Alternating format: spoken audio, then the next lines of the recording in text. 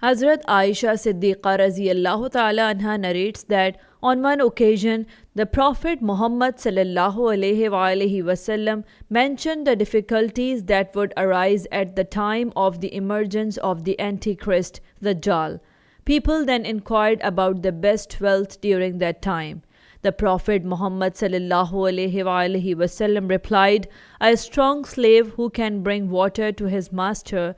When they asked about the food during that time, the Prophet sallallahu alaihi wasallam said, "Dates."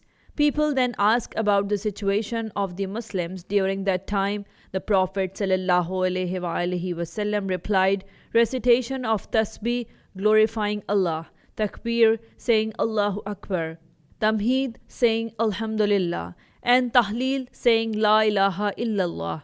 Hazrat Aisha then asked, "Where will be the Arabs at that time?"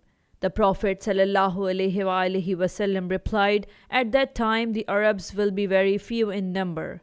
Musnad Ahmad, Hadith number 23374.